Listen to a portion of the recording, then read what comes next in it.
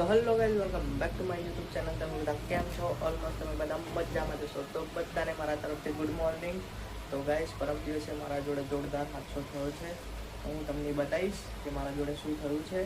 તો એના પહેલાં હું ફ્રેશ થઈ જાઉં. ફ્રેશ થઈને પછી તમને મસ્ત રીતે બધું ડિટેલમાં બતાવું કે મારા જોડે શું થયું છે, શું નહીં. તો હા ગાઈઝ, હું મસ્ત મજાનો ફ્રેશ થઈ ગયો છું. અને હા ગાઈઝ, દુઃખદ ઘટના એ હતી કે જે તમે અહીંયા જોઈ શકો છો કે મને વાગ્યું છે. એ મને શું વાગ્યું છે હું તમને બતાવું. તો હા ગાઈઝ, જે મારા ઘરનો જે પંખો હતો, મારા રૂમનો, એ પંખો ઉપરથી ડાયરેક્ટ નીચે પડ્યો, ડાયરેક્ટ મારા માથા પર. મને ડાયરેક્ટ અહીંયા વાગ્યું, એક અહીંયા વાગ્યું અને એક અહીંયા હાથ ઉપર વાગ્યું. તમે જોઈ શકો છો. જો પંખાની હાલત જોવો ખરી. આ પંખાની આવી હાલત થઈ છે. ઉપરથી અહીંથી હેઠો પડ્યો તો મારા માથા પર. હું મારી ચેર ઉપર બેઠો હતો, મારો બ્લોગ એડિટિંગ કરી રહ્યો હતો અને ધડામ દઈને ઉપરથી ડાયરેક્ટ નીચે પડ્યો માથા પર મારા. તો સારું હતું કે ખાલી એની પાંખી જવાની એ જ ખાલી ઘસાઈ. બાકી જો હું વચ્ચે બેઠો હોત ને તો મારા માથા પર પડે છે તો મારું માથું એ થઈ જાય, ફાટી જતો. પણ સારું હતું ભગવાન માતાજીની દયાથી કે ખાલી આની પાંખી ખાલી અહીંયાથી આમ ઘસાઈ ગઈ અને થોડું વાગ્યું અને અહીંયા હાથ ઉપર વાગ્યું બસ. અને ગાઈઝ, તમે જુઓ ને, મને એટલું બ્લડ નીકળ્યું ને, બહુ જ જોરદાર. મારી મમ્મીનો હાથ બી ભરાઈ ગયો, મારો બી હાથ ભરાઈ ગયો તો મારા માથામાં નકરું લોહી, મારા બેનના હાથમાં બી લોહી. બહુ જ ખતરનાક પરિસ્થિતિ થઈ ગઈ હતી એ ટાઈમે. અને બધા રોઈ રહ્યા હતા કે આને શું થયું. તો ગાઈઝ, બસ બીજું કંઈ નહીં. તમે બી આવી રીતે જો પંખો હલતો હોય તો તમે બી ઘરમાં ચેક કરી લો કે જો એ પડવા જેવો તો નથી ને. હા ગાઈઝ, મારો જે પંખો હતો ને એ 2 દિવસથી બહુ જ ખતરનાક હલી રહ્યો હતો અને અવાજ આવી રહ્યો હતો એમ. તો મેં મારી મમ્મીને કીધું ખરી કે મમ્મી, પંખામાં અવાજ આવી રહ્યો છે. તો મારી મમ્મી એમ કહેતી હતી તો એ તો ખાલી અવાજ જ કરી રહ્યો છે, બાકી પડશે નહીં. આ તો અમને ખબર નથી કે આ પંખો આવી રીતે અવાજ કરીને ડાયરેક્ટ પડશે. તો બસ આવી ઘટના થઈ મારા જોડે. ડાયરેક્ટ પંખો પડ્યો માથા પર. પંખાની હાલત તો જો, બહુ ખતરનાક હાલત થઈ ગઈ છે. તો બસ બીજું કંઈ નહીં. તમે બી ધ્યાન રાખજો. આવી રીતે ક્યાંય પંખા નીચે બેઠા હોય તો થોડા દૂર બેસજો કે જેથી કરીને તમને કંઈ વાગે નહીં, પંખો પડે તો. બસ બીજું કંઈ નહીં. અને અત્યારે જુઓ ગાઈસ, બહાર વરસાદ પડી રહ્યો છે જોરદાર. જો સવારનો વરસાદ પડી રહ્યો છે. બહુ જ મસ્ત વાતાવરણ બી થઈ ગયું છે. ઈચ્છા હતી કે બહાર જાઉં, પણ હવે શું બહાર જવાનું. હા વાગ્યું તો પછી ક્યાંય બહાર જાઉં.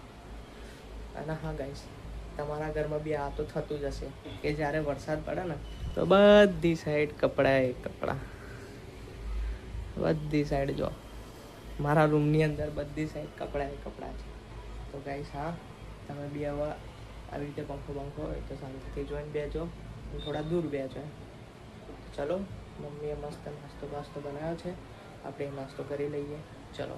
અને ઉપરથી જે અહીંયા વાગ્યું છે ને એ ડ્રેસિંગ બી કરવાનું છે, તો મમ્મી ડ્રેસિંગ કરી આપશે આપણને. તો ચલો.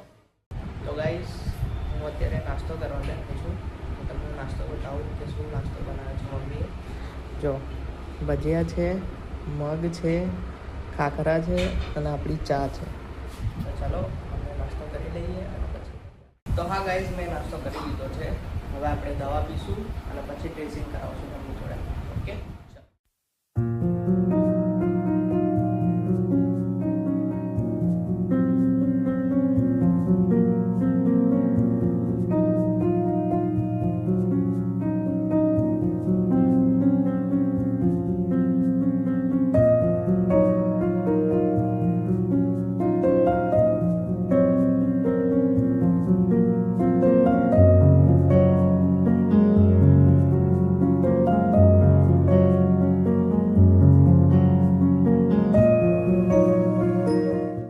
મેં દવા પી લીધી છે. આમાં મમ્મી ડ્રેસિંગ કરશે. તમે જોઈ શકો છો. મમ્મી સ્પિરિટ લગાવશે અને ડ્રેસિંગ કરશે. હું તમને બતાવું કે જો મમ્મી કેવી રીતે ડ્રેસિંગ કરે છે.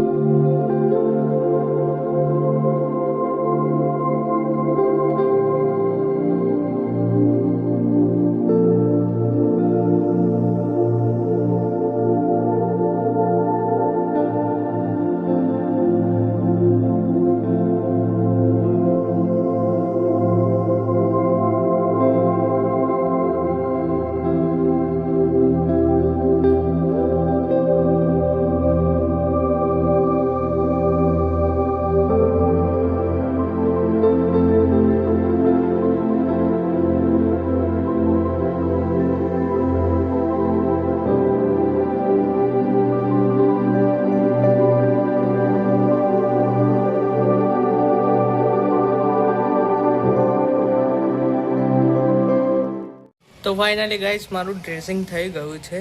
તમે જોઈ શકો છો કે અહીંયા મમ્મીએ માથા ઉપર ડ્રેસિંગ કર્યું છે અને અહીંયા હાથ ઉપર બી જો મલમ લગાવી છે. તો બસ બીજું કંઈ નહીં, ચલો. તો ગાઈસ જો બહાર કેટલું પાણી ભરાઈ ગયું છે. જો આ સાઈડ બી પાણી ભરાઈ ગયું છે અને છોકરાઓ જો મસ્તી કરી રહ્યા છે અત્યારે. જો ગાઈસ હજુ બી વરસાદ ચાલુ જ છે ઉપરથી. જો છોકરાઓ મસ્તી કરી રહ્યા છે.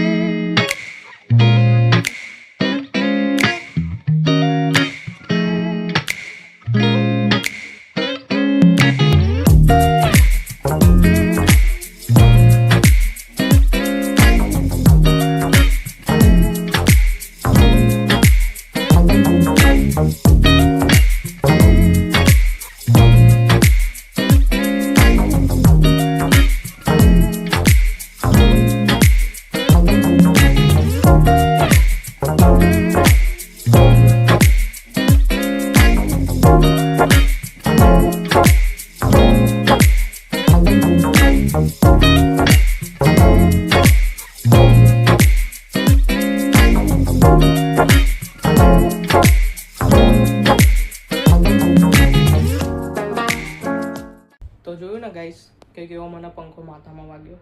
તો હું બી તમને બસ એ જ કહેવા માગું છું કે તમે બી જો પંખા નીચે બેસતા હોય તો એનાથી થોડા દૂર બેસો, નકર મારા જેવી હાલત થશે. એ તો સારું હતું કે હું મારી ખુરચી લઈને થોડો દૂર બેઠો હતો તો એની ખાલી થોડી ધાર જ વાગી. બાકી જો હું બી વચ્ચે બેઠો હોત ને તો મને બી જોરદાર નુકસાન આવત અને મારા માથામાં એવો પડત ને તો મને જોરદાર વાગત એમ. તો બસ ગાઈસ બીજું કંઈ નહીં, આજના વ્લોગમાં આટલું જ. બસ વિડીયો પસંદ આવે તો લાઈક, કમેન્ટ, શેર અને સબસ્ક્રાઈબ કરવાનું ના ભૂલતા. ચલો મળીએ નેક્સ્ટ વ્લોગમાં. Bye bye.